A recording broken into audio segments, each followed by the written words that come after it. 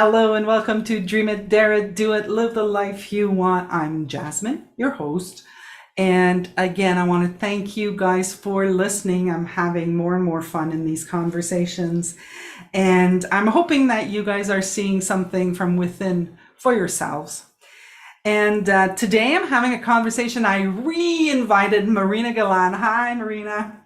Hi, Jasmine. How are you? I'm good. I'm good. Thank you so much for accepting.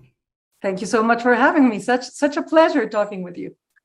So guys, I don't know if you remember or if you've seen the episode, but Marina came, I think it was season 1 or season 2, something like that. We'll put the link inside the playlist so that you can go listen to the first one. But, Marina and I have been doing a few things with the French community. We're working with the 3PGC. We're doing all of this stuff. So I said, okay, let's do this again. And today I was sharing with her off camera how there was this feeling that I was having that I had associated with fear. And that, it was just kind of like, And so we had a conversation about not intellectualizing our feelings. And I thought it was such a great conversation. And so I hope that you guys see something in there, because it's so cool to be able to separate what you're thinking from what actually is.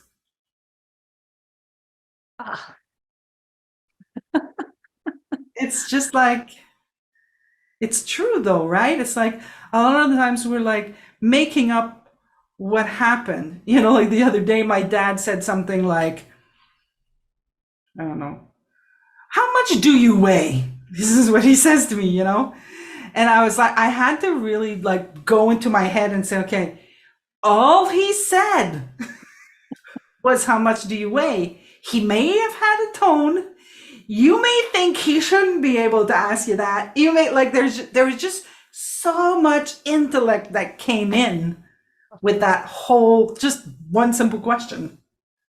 So much past, huh? So much past. And so much preference also. Yes. Oh man. Marina, understanding that my preferences were thought was like in my mind. I had been in this conversation for a long time. And I was doing Michael's Super Coach or some other program. And Michael said, where is it that it doesn't look like my thought consciousness? And we went into breakout rooms and I sat down with this person. I remember her name was Andrea. I forget her name. She's Lee Vallely's wife. They do things together. They're pretty active in the community. And she came on and I started telling her, it really doesn't look like thought when I would rather not, I would rather not this happen. And I would rather not this happen. Like, it's true. And she goes, and I went on and on and on, because now it doesn't exist for me anymore, right? So I don't talk about it as much, but I went on and on and on and on. She's listening to me very, very intently. And she says, so you're talking about your preferences. And I bursted out laughing so hard. The poor Andrea was looking at me like, what did I say? She said like 3 words. And I was laughing so hard because I literally saw it. There you go. And it is true. Preference rarely look like thought at the beginning of this conversation because we feel so justified to have them. Yeah. It makes so much sense that this should not be happening. And it should be happening my way, the other way, any other way. And again, goes to show you how you can use your thinking to oppose reality, to oppose bias, and create suffer. So, some of my listeners may not be into the 3 principles community. But what we're basically talking about, guys, is we're kind of talking about how we think something, and then we live our lives based on what we thought, but thought is made up. It's because thought is something that we can mold and shape and create, and our life can be that too. But I mean, there's just now, like, it's kind of like it's two places in our selves, you know. So I love that when you said that, you know, seems like you're intellectualizing a feeling, and a feeling is not intellect. No, it is not. A feeling is not intellect. It is a completely different kind of energy. And it is processed by other parts of our system, not our intellect. And because we use our intellect to figure things out, we tend to want to figure out our feelings. And we can't. They are not figure outable. They can only be felt. And in the process of feeling them, they inform our system. But that's the thing, they inform it in ways that are not intellectual. And when we try to bring in the intellect, it's like trying to digest food with your ears. Like, that's not what the intellect is for. It is not, its purpose is not to figure out feelings. So when you allow the system to process the feeling without trying to intellectualize it, the processing runs much more smoothly. And you allow your system to extract the information that is in the feeling, that is there to inform you and guide you forward in your life, regardless of the circumstance. But you see, when we try to bring in the rational mind, we do not allow ourselves to feel. And we are terrified of feeling. We have learned to be terrified of feeling, especially quote unquote negative feelings. Yeah. We are terrified of feeling them because socially we have learned that they mean something about us. So if you feel these feelings, you're not that much of a good person. Yeah. Like, for example, you look so horrible when you're mad. Or boys don't cry. Or any of those examples can work. You're so little because you're feeling fear. Yes. It is weakness Yeah. to fear, right? And so we learn socially to fear experiencing some feelings. And then we try to avoid them logically. But by trying to avoid them, we are, in fact, interrupting the process through which life informs our system, informs us of important things. So when we fight our feelings, reject our feelings, fear our feelings, try to manage our feelings, change them, transform them, we are trying to manage, stop, transform, negate the wisdom of life informing us, which is a very, very sad and tragic thing to do. Yeah. You're missing out on the information. It's so funny. My intellect is going, yeah, but because I have, before we hit record, we had this conversation. And one of the things that you said was trust your feeling.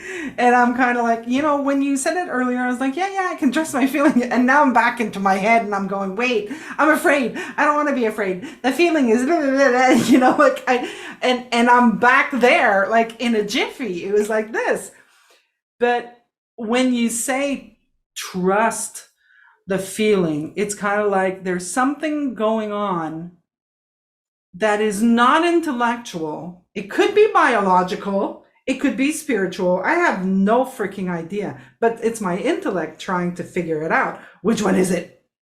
Which one is it?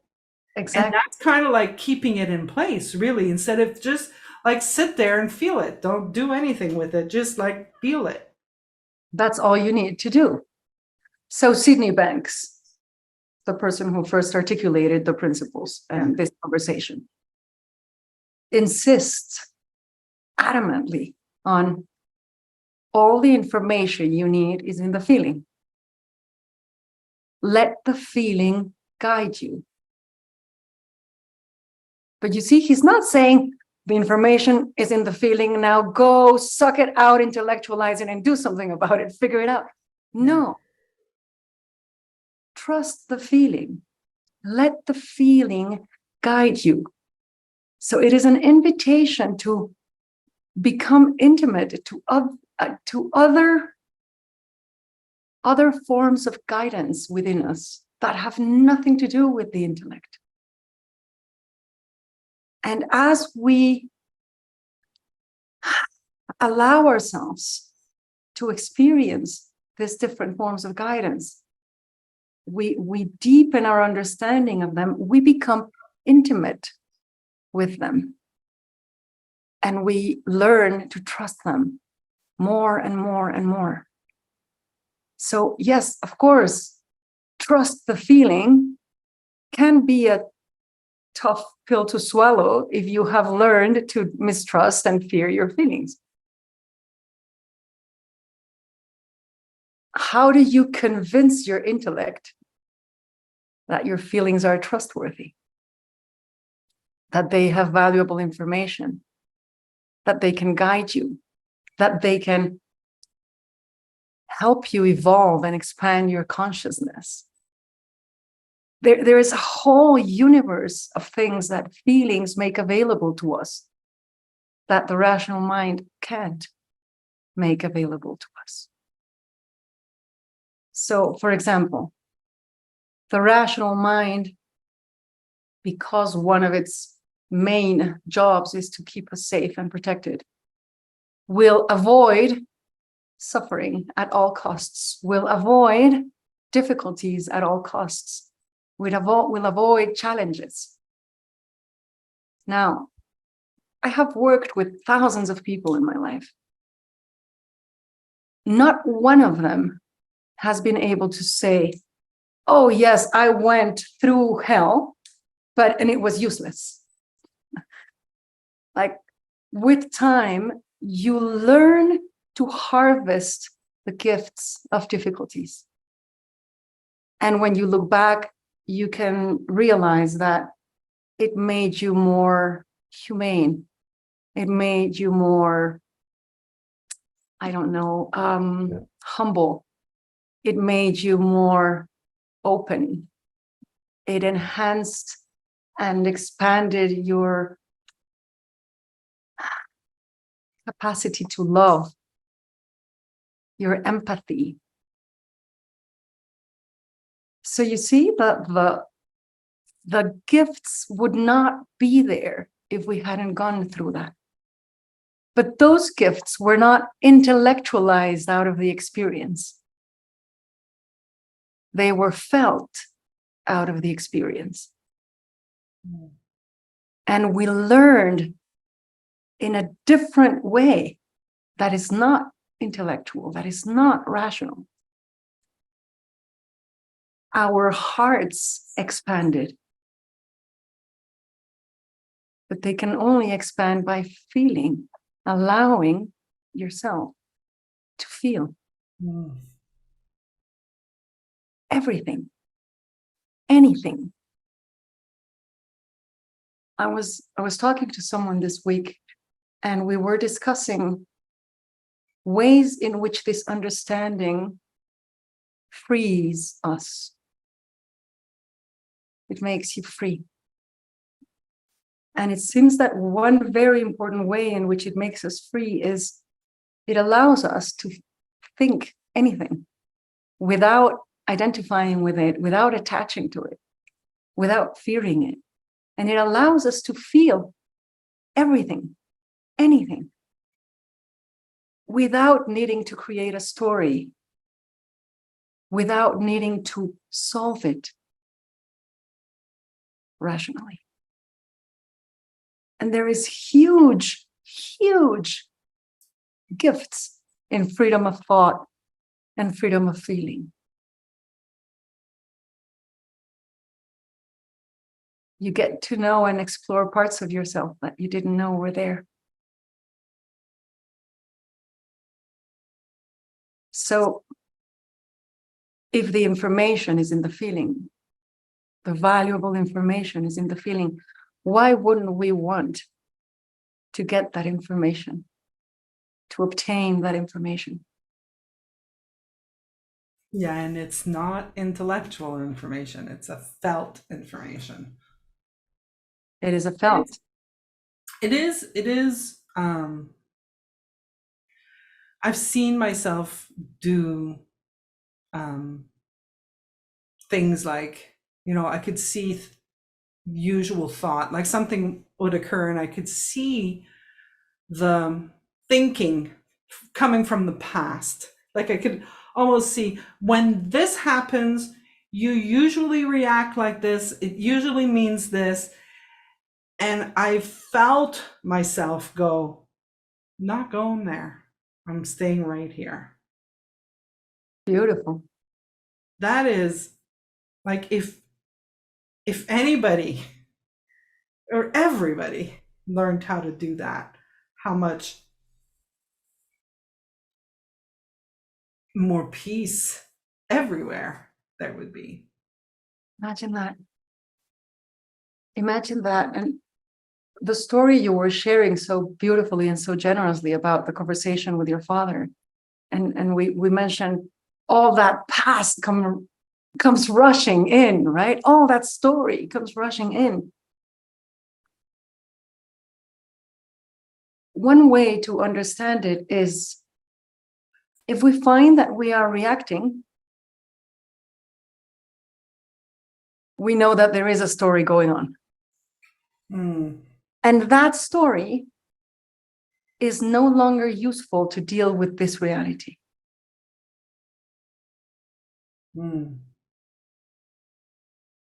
That's great. So in a way, our feelings are also wonderful, wonderful alarms that let us know which beliefs, which ideas no longer serve us to deal with reality. We have outgrown those beliefs, those ideas, like a shoe that is too tight. Yeah, I love that. Yeah, we outgrow our thinking. It's kind of like, okay, that's like, no, it just doesn't work for me anymore. Exactly. But listen to what you're saying, Jasmine. We outgrow our thinking and it is no longer useful. How do we outgrow our thinking?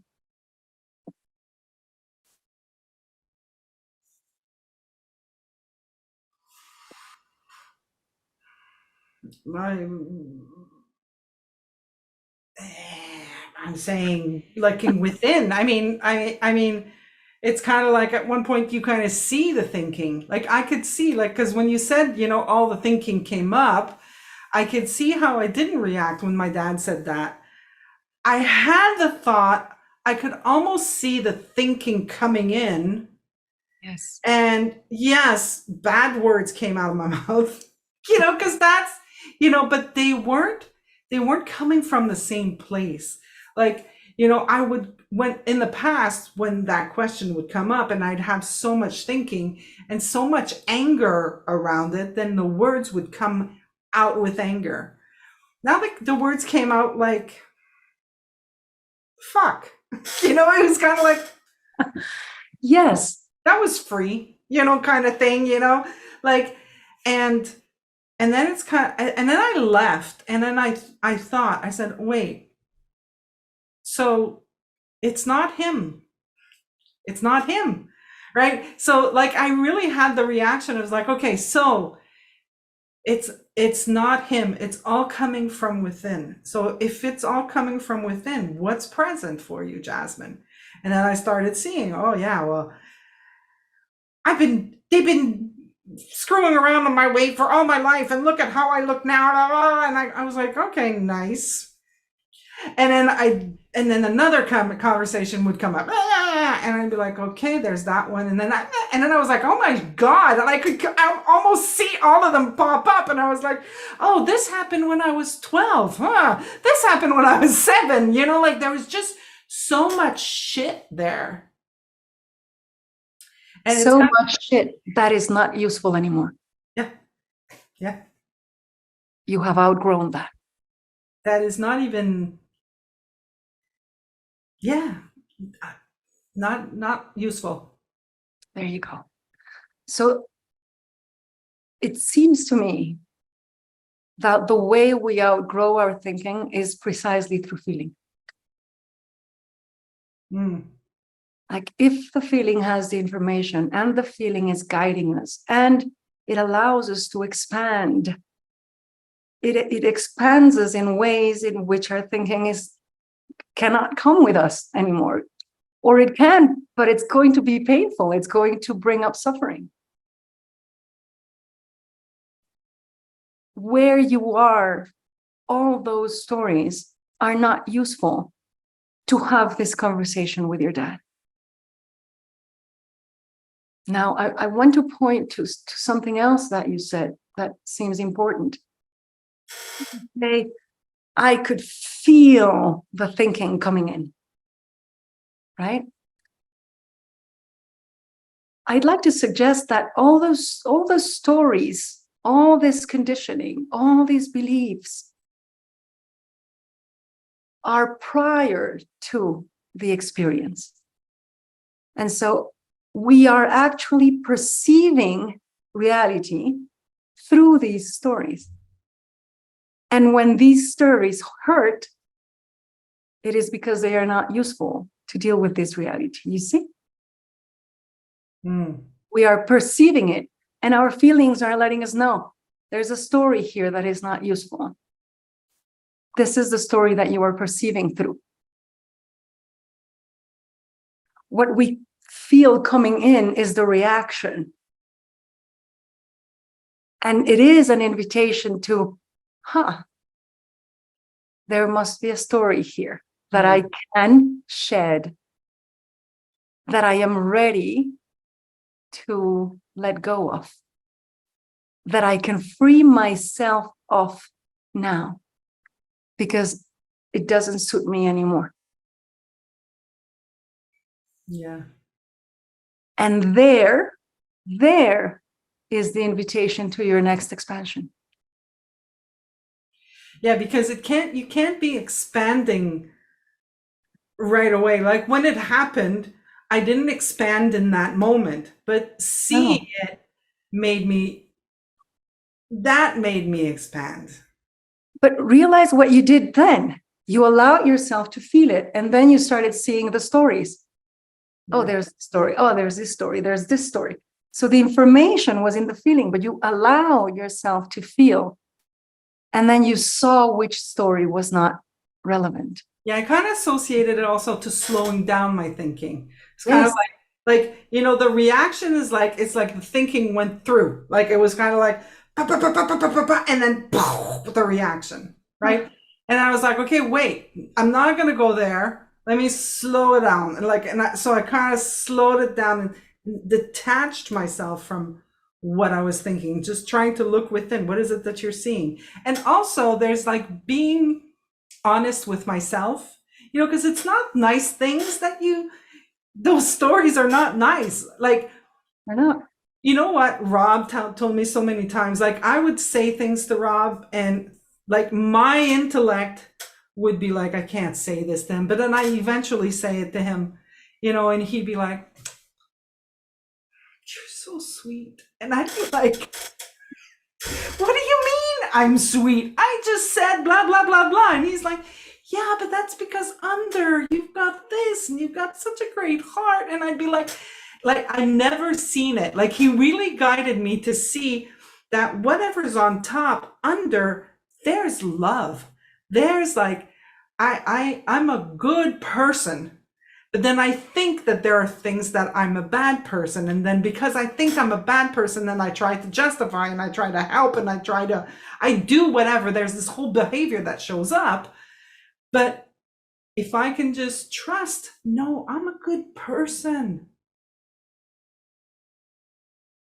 No matter what you feel. No matter what I feel. No matter what you think. Yeah. You see the freedom? Yeah. You see the freedom. And so again, the expansion comes when we shed that belief, when we shed that story. Of course, there is suffering. That's what we recognize as difficulty. So here's what's showing up for me that I would like you to talk about. I'm sure that you're going to. So, like, I'm already hearing some people, yeah, but you know, the guy that just killed that other guy, now he's really bad. Yeah. The temptation to think that way, because then we can justify what we feel towards them, what we think about them. But like you said, no matter what shows up, what is underneath that is love. And if you are brave enough, courageous enough to do a little research on that person, you will find that there is love. And they're probably scared. And there's probably just bad choices. Like, it's a misunderstanding of what we thought. Exactly. And I was asking someone yesterday, do you see stupidity in nature? And he told me, well, yeah, I've seen birds flying, crashing into windows. Yeah. Yes, that's not stupidity. That is misunderstanding. Yeah. Which is exactly what you're pointing to. It is misunderstanding. It cannot be rooted in stupidity or evil, because that is not real. Those are just byproducts of misunderstanding. Yeah, it's like stupidity is made up. Like, who decides something is stupid? Exactly. Exactly. Yeah, I love that space. I really do, Marina. I love that space of this is life, right? And things happen. And yeah, our intellect might say, well, that's shit or that's great. But even that's not real. There's another space that we can be in that is just like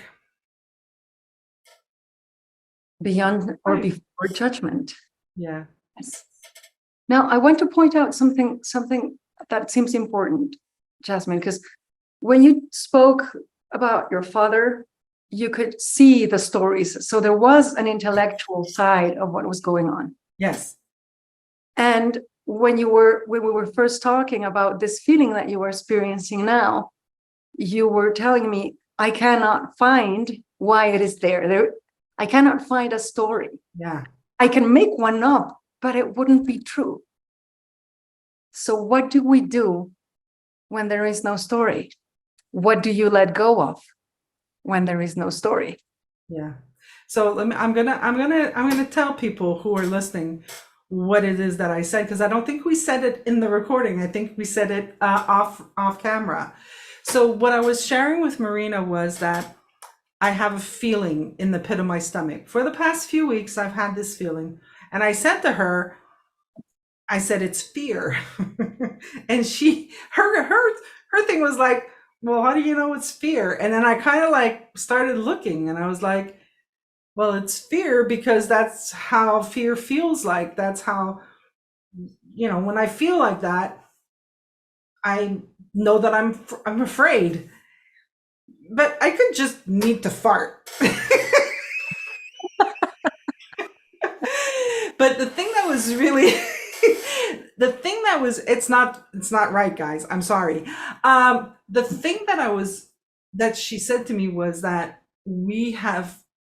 there are multiple languages that we have.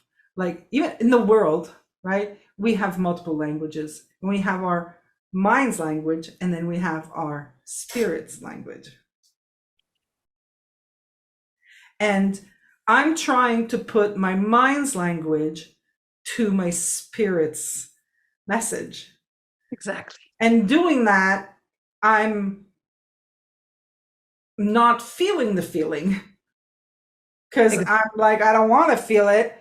Like, because I'm like, I'm afraid that means this, that means that. There's just so much around what I think about the feeling instead of just trusting that feeling, if I felt it, there would be an expansion. Yes.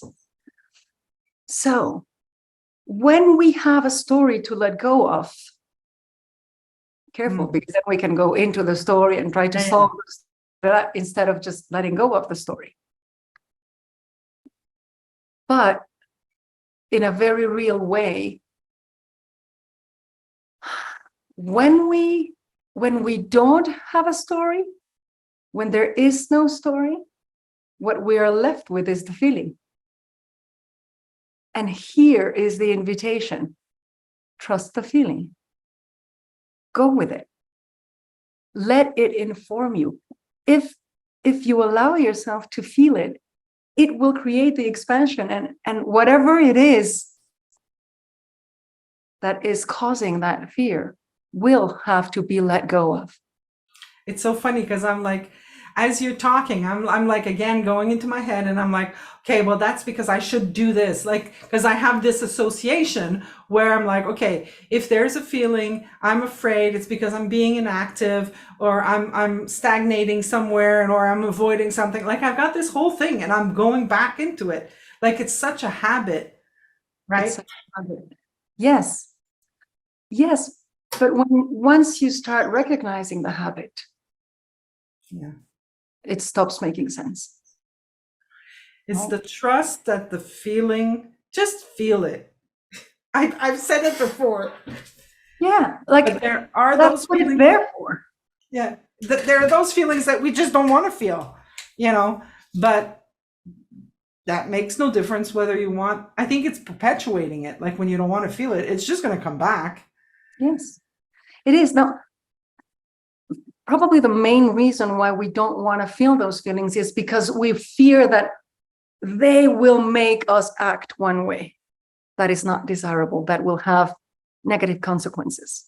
So if I allow myself to feel anger, I will yell at you, I will punch you in the face, I will, etc. That is not true once you understand what feelings are for. So feelings are not meant to be solved outside because they are not pointing to outside. They are pointing to inside. They are pointing to whatever your mind is doing and how you are relating to it. So when you understand that the feelings do not need to be acted out, but they need to be listened to because they are pointing to something important, necessary, relevant inside, then what would be the problem of feeling anything? Like, what's going to happen? You're going to feel. Ooh. You're just going to feel.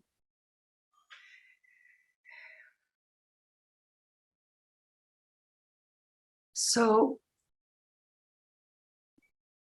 stop making up the story that you need to understand something intellectually to solve it, to make it work. It's not true. Now, notice something, Jasmine. When I asked you, how do you know that it is fear?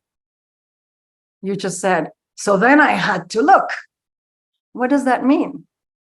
Then I had to feel. And yet, when I asked you to look, and you looked and felt, there was absolute peace. There was no fear anywhere. Yeah. Because you were not telling yourself a story about the fear anymore. You were just present with it.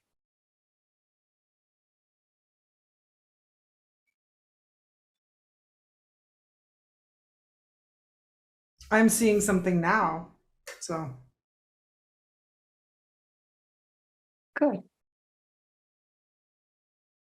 I love the way you put it. Your rational mind does not talk spirit, does not speak spirit, does not speak heart, does not speak gut.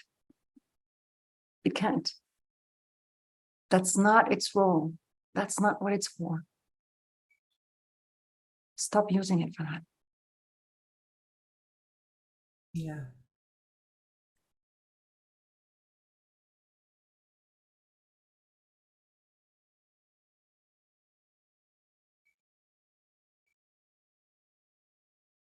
Mhm. Just feel it. Just feel. And you'll know that's the whole thing also, right? There's at some point you just know, oh, okay, Yeah. it's done. I'm good. I'm But good. it's a deeper knowing. Yeah. Not It's an a knowing intellectual. that needs no justification. It's like when they ask you, how do you know you love your kids? What do you mean? Like, I just know. Like I just do. I don't need a story around it. Yeah. It's so funny because I asked myself that question yesterday. Do I love my dad? Like I had that question. Do I love him? Do I love him because I love him? And like I had this whole inquiry. And after this conversation, I'm just seeing, yeah, I do. I love him. He can be an ass. I can not like some of the things that he does. And I can see, but what's really interesting around my dad is that I'm starting to see his thought patterns, which I'd never noticed before. Because, like it's your dad. So your dad should, this should happen with your dad. Like, it's kind of like our parents. I'm sure I'm not the only one, but it's like my dad was like on this pedestal and he's not human. These are all the characteristics that dad should have, you know? And it's kind of like, unfortunately, that's not the case. So, There are two things that I would like to take out of what you're saying. One is insisting on when something is real, when something is true, it needs no justification. yeah, I love that. Like if your love needs a reason, then that's not love, that is something else. Yeah. If your happiness needs justification, it's not happiness, that's something else. If your peace needs a reason, that's not peace. Yeah. And the other thing is how easily we confuse love with relationships. Yeah. So love is one thing, and it is real, and it is true, and it is unconditional, expansive, whatever. Relationships are not unconditional. There is negotiation, there is expectation, there is agreement, there is all sorts of things. But that is the relationship, that's not the love. And when we confuse the relationship with the love, then we start bringing all that into the love, and that's not love. Yeah.